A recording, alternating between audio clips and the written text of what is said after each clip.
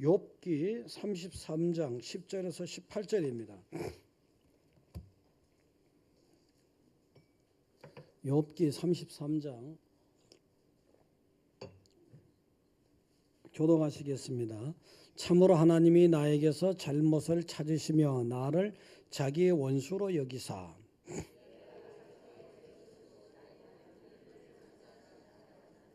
내가 그대에게 대답하리라. 이 말에 그대가 의롭지 못하니 하나님은 사람보다 크심이니라.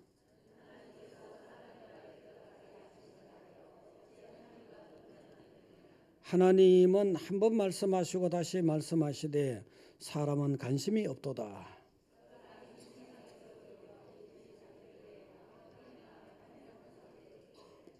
그가 사람의 길을 여시고 경고로서 두렵게 하시니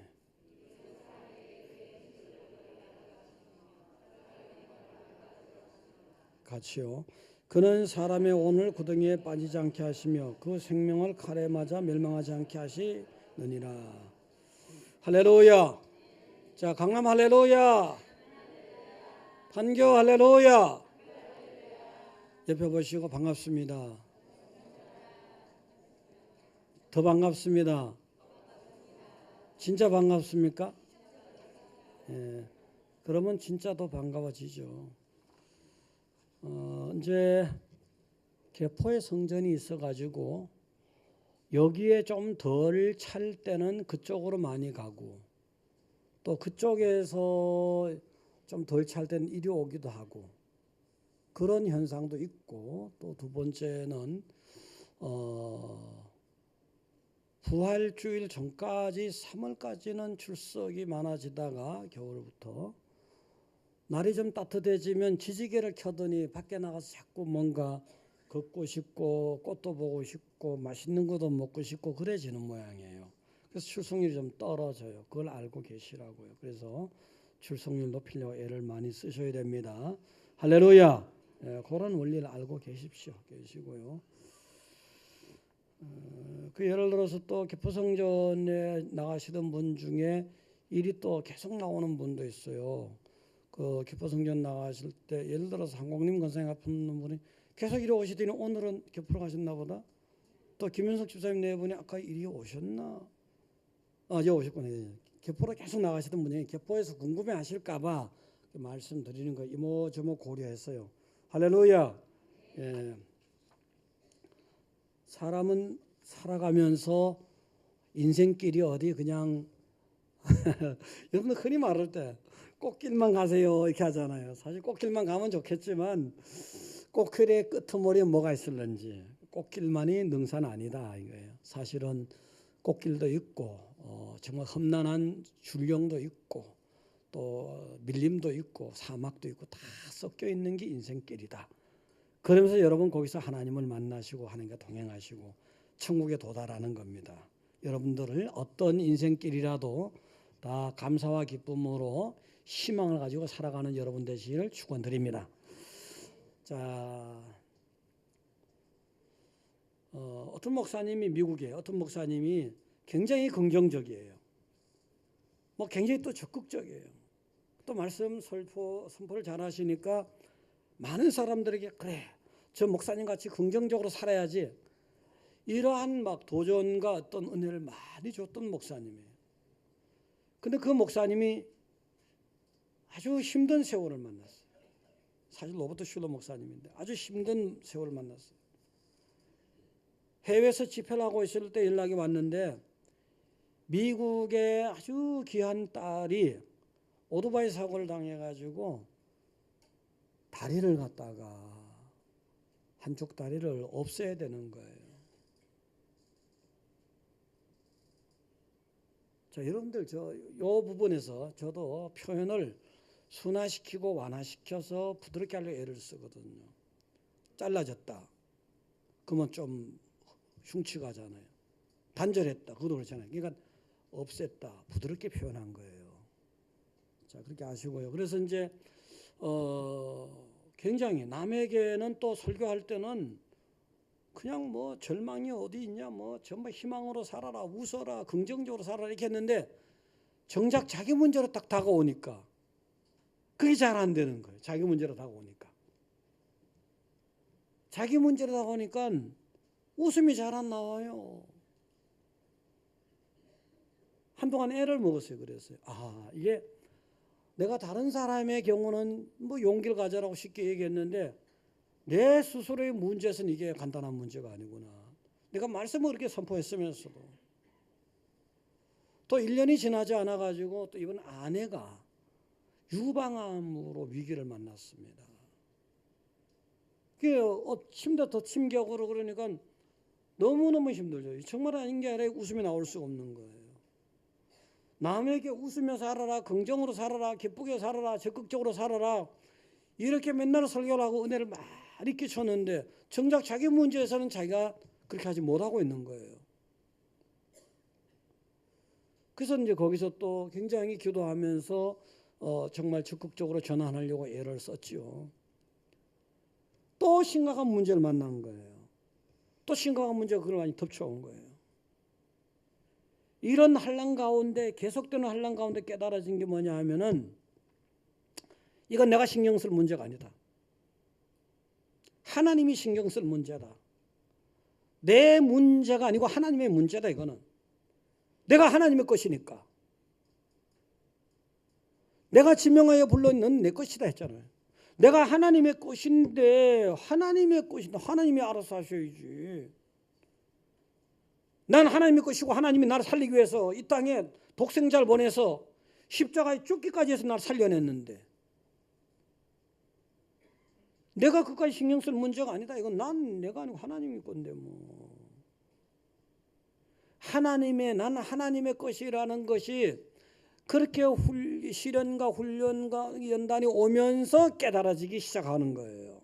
전에 말로 엄청나게 그런 많이 했잖아요. 넌 하나님의 거야. 너는 뭐 이렇게 얼마나 말을 많이 했어요. 근데 그게 가슴으로 박히는 것이 그런 일을 당하면서 난 하나님의 거니까 수고하고 무거운 짐 진 자들아 다 내게로 오라. 내가 너를 쉬게 하리라 했잖아요.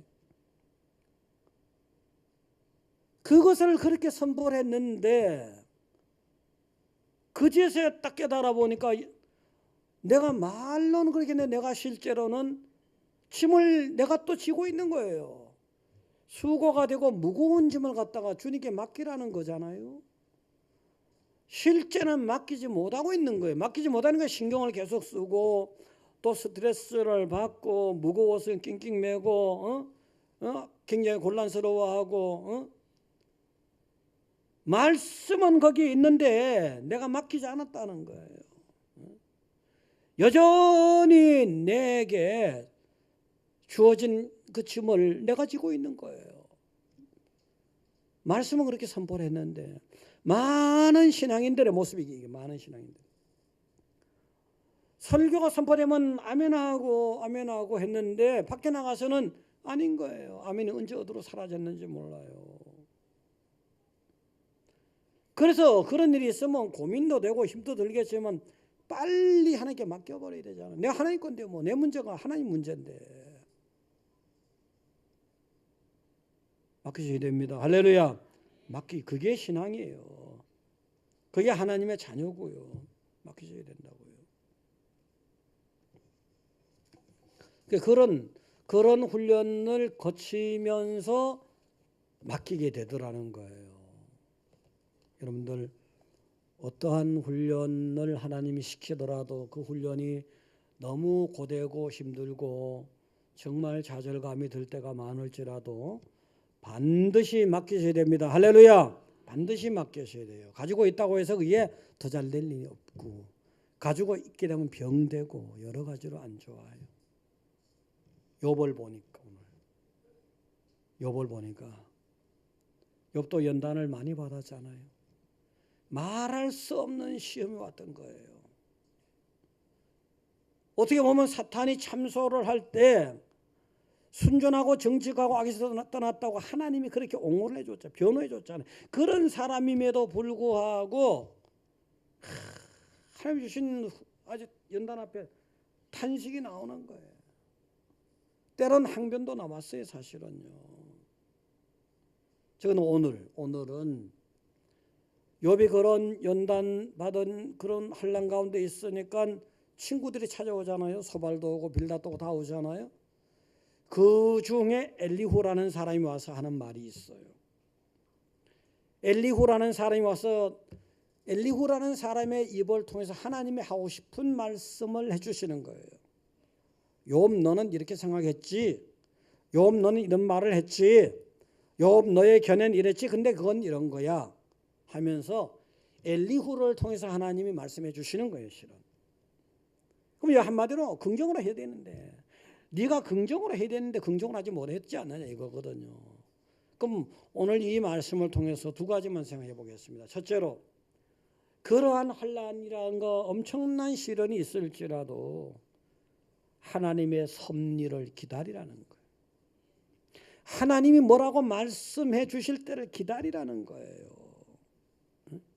10절에 보니까 이런 생각이 들 수 있어요.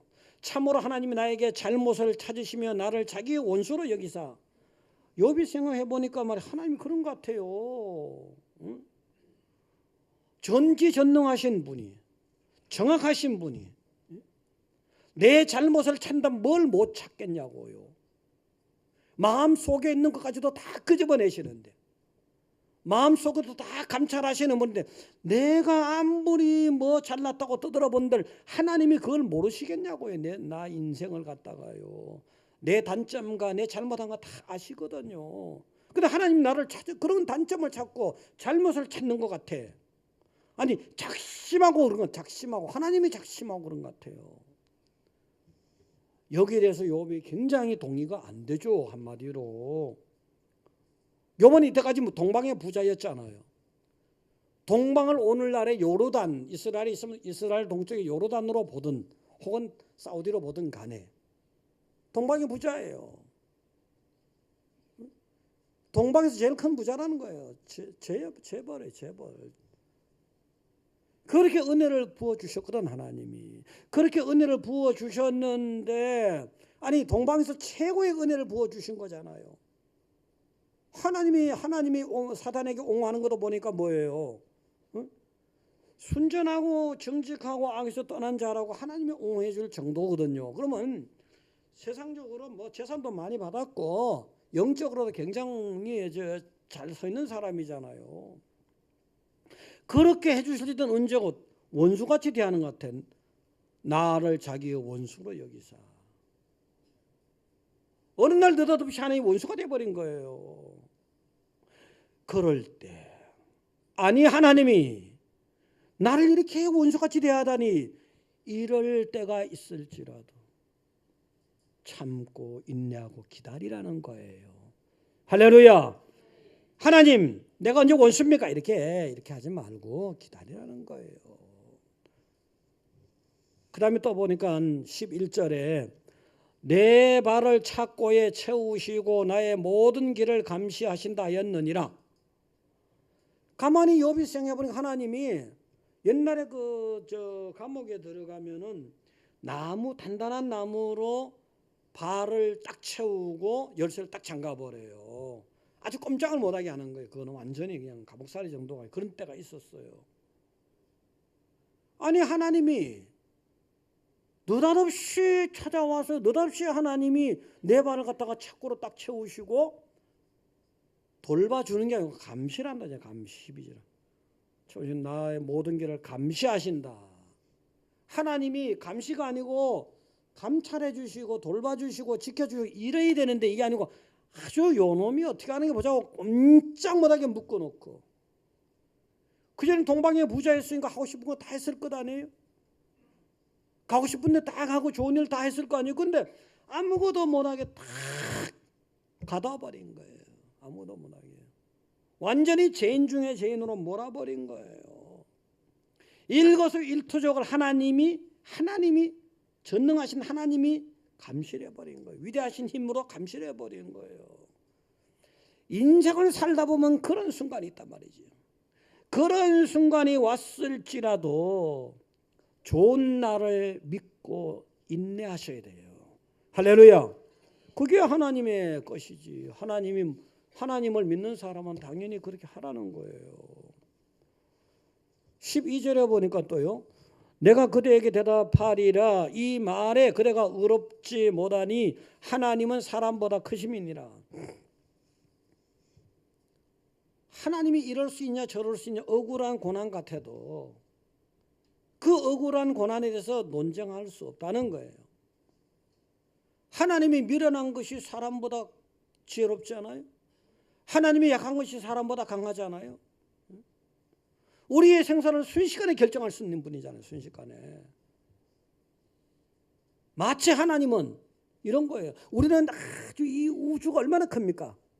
태양계가 수십 개 수백 개가 돼야 우주일 텐데 그 우주를 창조하신 분, 그 우주보다 더 크신 분이 하나님이에요. 그래서 우리는 거기에 하나님이 비한다면 그 중에서 먼지와도 같잖아요. 뭐 안다고 얘기 안 하지 말라는 거예요.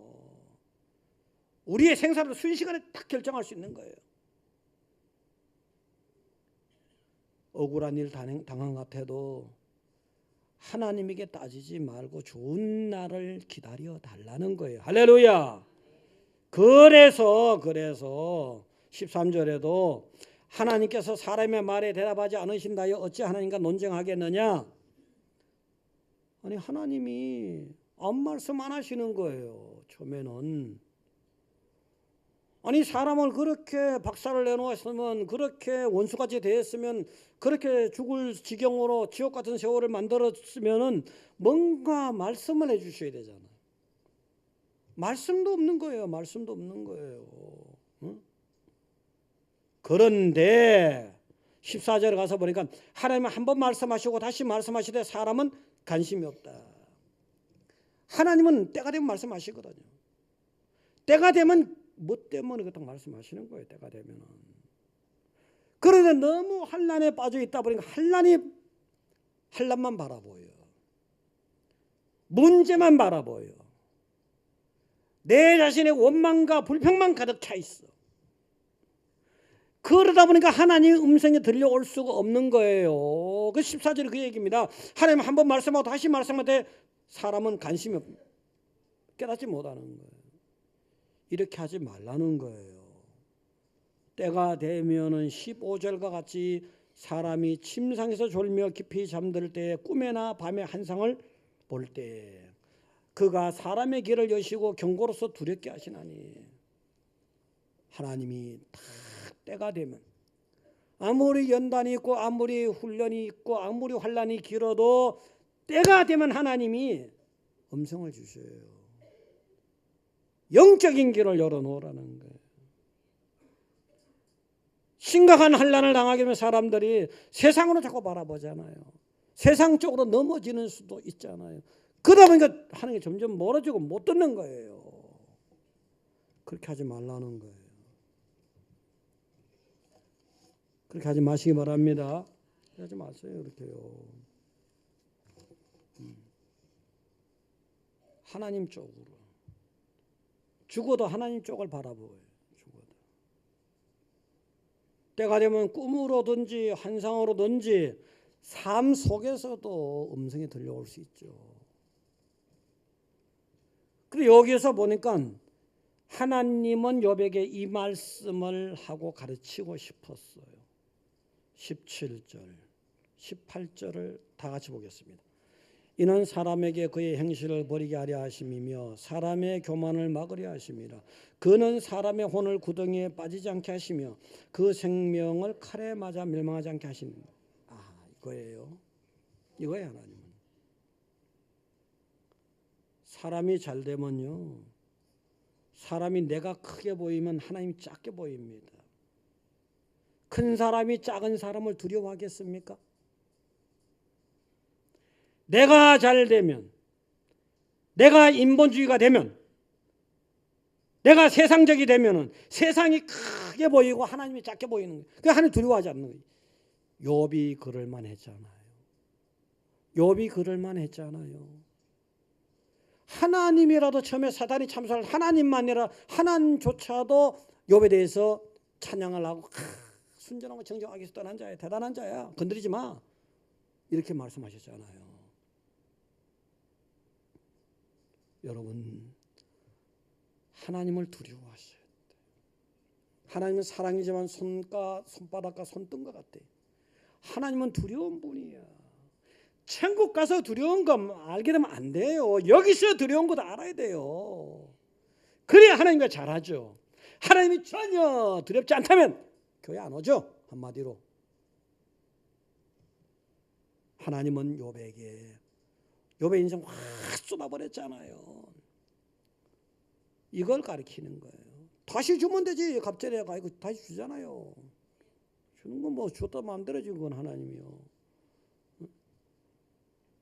이런 사람에게 그의 행실을 버리게 하려 행실 버리라 이게. 버릴 거 있거든.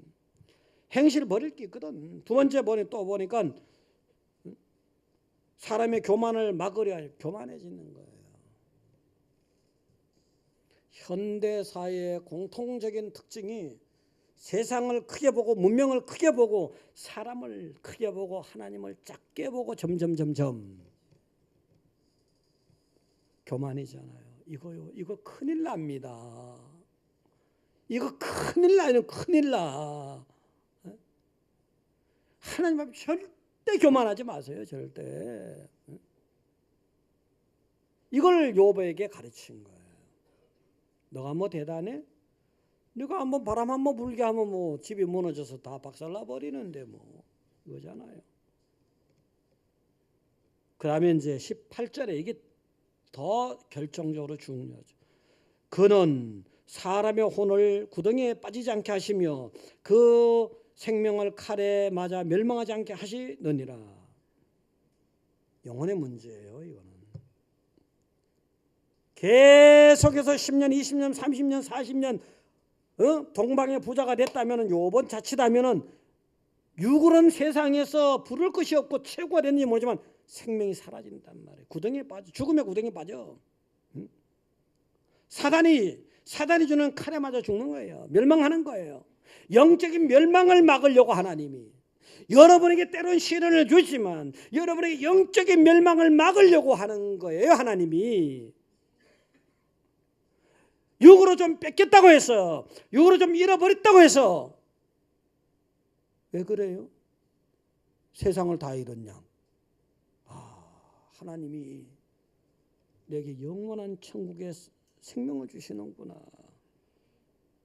이렇게 욥에게 깨닫길 원했던 그 하나님이 바로 여러분에게 깨닫기를 바라신다는 걸 믿으시기 바랍니다. 하나님이 금방 말씀 안 하실 때가 많습니다. 기다리는 거 싫어요. 기다리는 거 무시당하면서 기다려야 된다. 모욕을 당하면서 기다려야 된다. 그냥 기다리는 게 아니고 그 싫지. 사실은 싫은 것을 주시면 또 좋은 것을 줘요. 박요한 목사님이 있는데 신학교를 졸업하고 나서 교회에서 유학을 보내준다니까 싫다 했어요. 그래서 이제 개척을 했습니다. 한 25년인가 30년 개척을 했어요. 오직 기도를 아주 열심히 하는 분이에요. 하루에 뭐 몇 시간씩 하는 거예요. 근데 뭔가 잘 될 듯 하면서 또 안 되는 거예요. 많이 부흥됐다 싶으면 또 다 빠져나가는 거예요. 10년 동안 들어온 사람도 많았지만 나간 사람도 많은 거예요. 희망이 다 사라지는 것 같아요. 그렇게 끈질기게 오랜 동안 기도를 했는데 하나님이 어떻다고 설명도 안 해주시는 거예요. 또 너무너무 힘들어가지고 눈물이 나와요. 그 다음에는 참아야지 하다가 눈물이 나오는 거예요. 근데 눈물을 계속 흘리다 보니까 깨달아지는 게 있어. 내 눈에서 눈물이 나왔는데 이게 예수님의 눈물이구나. 이게 깨달아져요. 예수님 믿는 사람들이 하나님이 때론 여러분의 눈에서 피눈물이 흐르게 할 때도 있어요. 왜 내가 이 피눈물을 흘려야 되냐? 여기서 끝나면 안 돼. 예수님이 나 때문에 피눈물을 흘렸구나. 이까지 깨달아져야 돼요. 그리고 자기의 심령이 깨끗해지는 거예요. 자꾸 눈물 흘릴 때마다. 이 십자가, 저는 15년 전에 20년 전까지도 십자가 의미를 그냥 상징같이 이렇게, 근데 십자가를 자꾸 보다가 보니까 아무도 없는 성전에서 계속 1시간 2시간 보다 보니까 한 번이 아니고 2번이 아니고 10번 아니고 수십 번도 더 돼. 저게 내가 이때까지 상징으로만 알았구나. 구경하라는 건 아닌데, 내가 십자가를 지고 가란 뜻인데, 내가 십자가를 감당하란 뜻인데, 그게 깨달아지는 거예요. 그게 깨달아지는 거예요. 자, 그렇듯이 이분도 이제 깨달아지는 거예요. 5시간씩 하루에 꾸준히 10년 넘게 기도를 했는데 어느 날 굉장히 깊은 기도에 들어갔어요. 깊은 기도에 들어갔을 때 뭐예요? 비몽사몽가 아니잖아요. 그러니까 등치가 뭐 산만한 거인이 딱 나타나는 거예요. 간신히 그 머리에다 손을 얹고 기도를 했는데 거대한 사람이 갑자기 팍 쓰러져 버려요. 그 일이 있고 나서부터 굉장히 은혜가 많이 막 나타나고 교인들이 더욱더 성령 충만해지고 이 요한 목사가 막 강해지면서 어떤 것도 다 넘어가는 거예요. 여러분, 환난이 오고 해도요, 기다려야 돼요.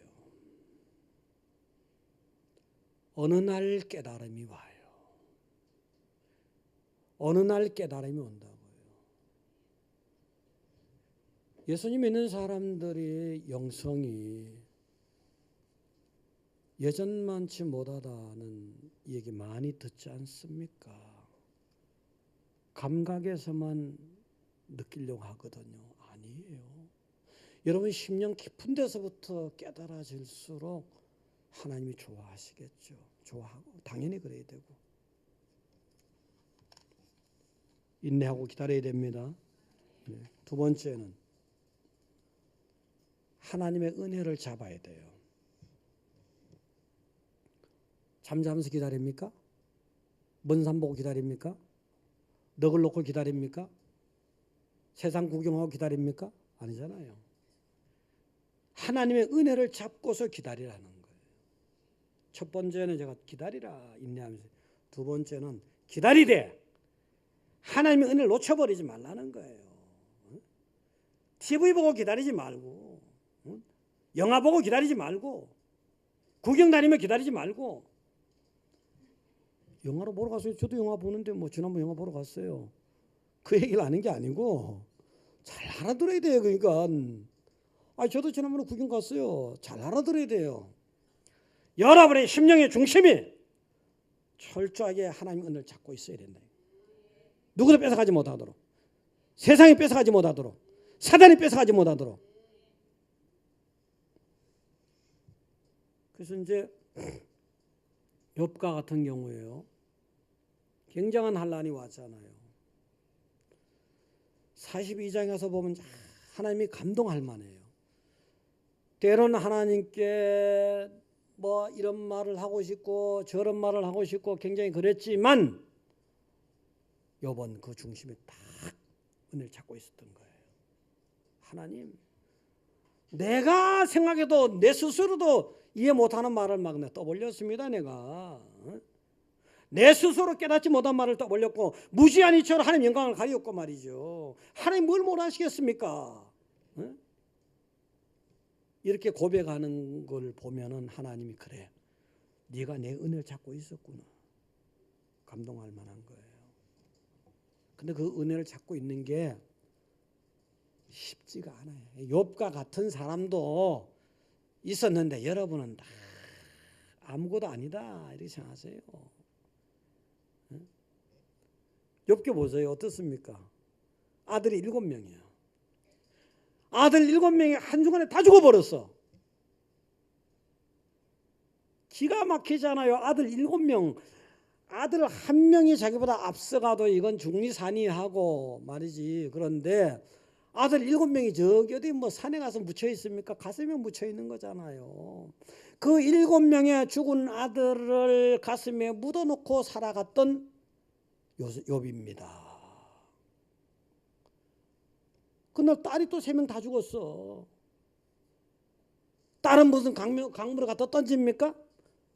딸도 역시 가슴에다 다 무덤이 있는 거예요. 10명의 자식의 무덤이 여기 있는 거예요.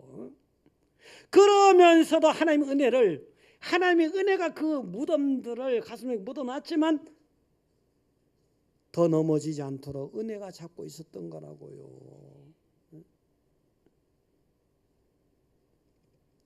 맨날 같이 아들의 무덤가에 가고 딸의 무덤가에 간다고 뭐가 좋아질 날이 있어요? 가서요. 1년에 한두 번 가는 거예요. 가더라도 여러분의 심령에 아들을 잃어버리고 딸을 잃어버리고 세상을 잃어버려도 예수님에 대한 은혜가 있어야 돼요. 여기에 이게 잡혀 있어야 돼. 할렐루야. 양이 7,000마리 없어졌어요. 약대가 3,000마리가 없어졌어요. 소가 500결이가 없어졌어요. 암나귀가 500마리가 없어졌어요. 순식간에 그것도 종들 다 죽었어요. 가장 비참한 알거지야. 최고의 부자가 가장 비참한 알거지야. 모든 것을 잃었지만 하나님에 대한 은혜만은 잊어버리지 않았어요. 이것도 하나님 은혜고 뭐가 있다는 게 가슴속에 있었던 거라고요. 또 주변만 그렇습니까? 병을 얻었는데 머리끝에서 발끝까지 다 병들어 버렸어. 다 병들었어요. 그냥 숨만 쉬는 거, 숨만 쉬는 거. 숨만 쉴 만한 상태인데도 하나님의 은혜를 고백하는 거예요. 얼마나 하나님이 감동을 하셨겠습니까? 하나님이.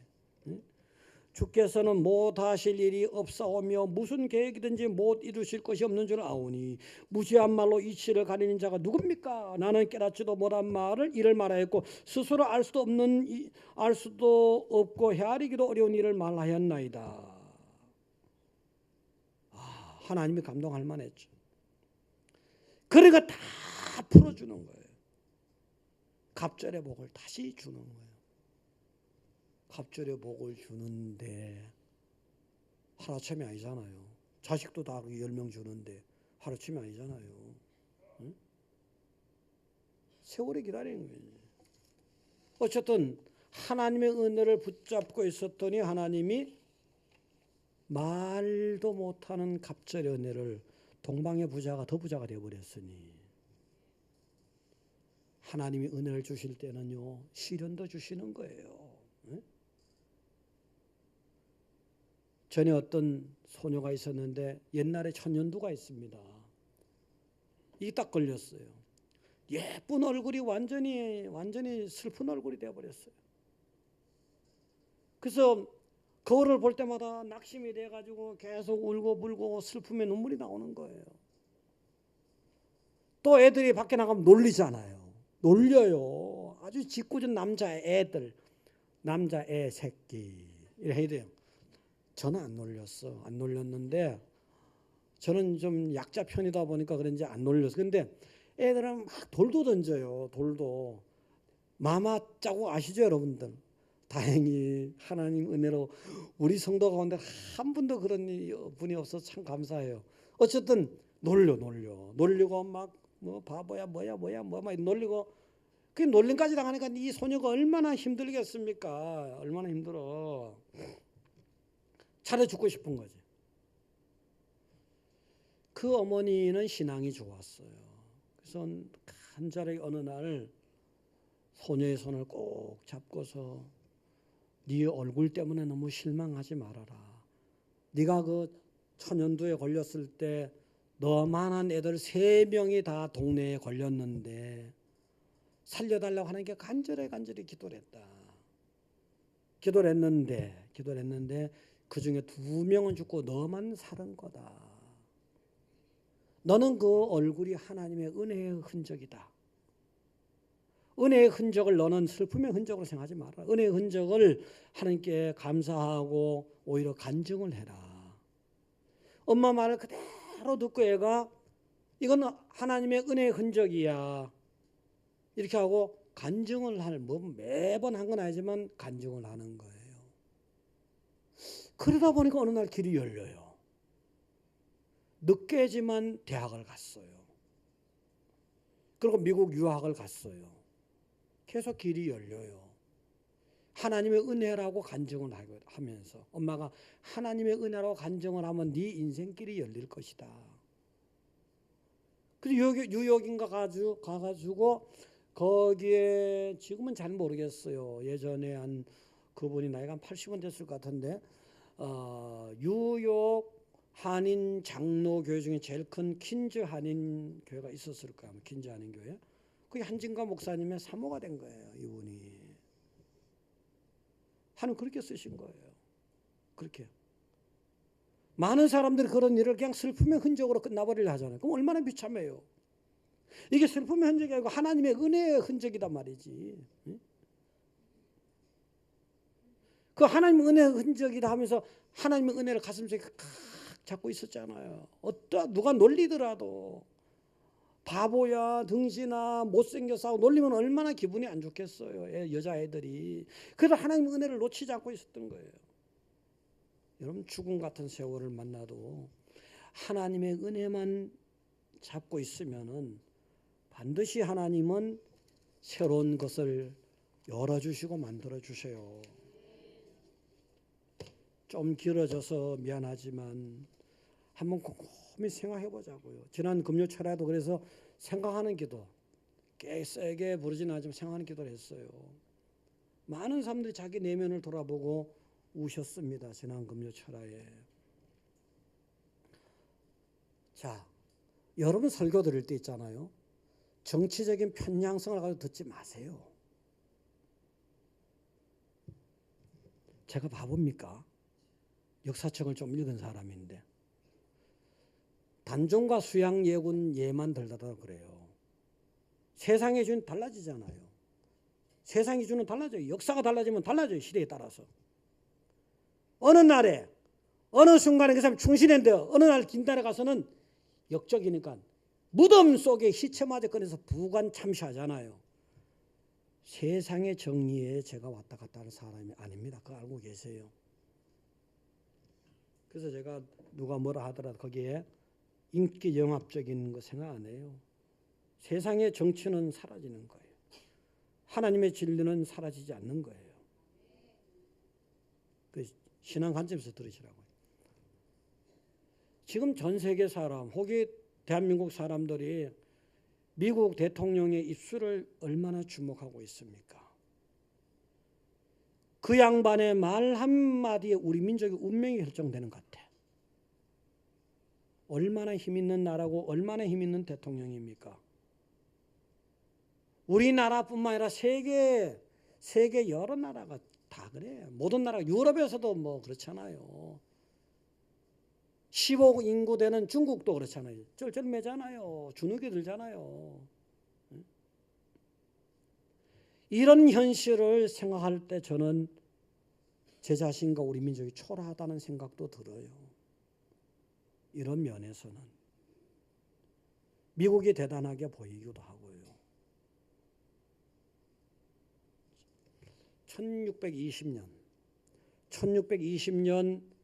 102명의 청교도가 메이플라워를 타고 미국의 플리머스에 도착합니다. 영국에서 출발해서 대서양을 100몇 톤밖에 안 되는 배를 타고 대서양을 건넌 거예요. 오로지 신앙으로 살기 위해서. 오직 하나님의 은혜만 붙잡고 살기 위해서. 영국에서는 그게 잘 안 되니까 그렇게 된 거예요. 거기에 도착해서 제일 먼저 한 게 교회를 지은 겁니다. 그 다음에 학교를 지은 거예요. 그 다음에 개인 집을 지었어요. 그런 와중에 추위가 빨리 닥쳐오고, 이거 몇 번 들었을 거예요, 여러분들. 닥쳐오고 얼어 죽은 사람도 나타났어요. 그 이후에 인디언하고 싸워야 되잖아요. 자, 인디언하고 싸운 것에 대해서 누구 편들지 말고 객관적 사실로서 있었잖아요. 원주민하고 싸웠잖아요. 영국 봉구하고 독립전쟁 했잖아요. 남북이 또 전쟁했잖아요. 미국은 위기가 많았어요. 위기가 많았지만 언제나 미국의 본류들은 하나님 은혜를 찾고 있었던 거예요. 제1차 세계대전 중간부터 세계 중주국이에요. 경찰국가예요.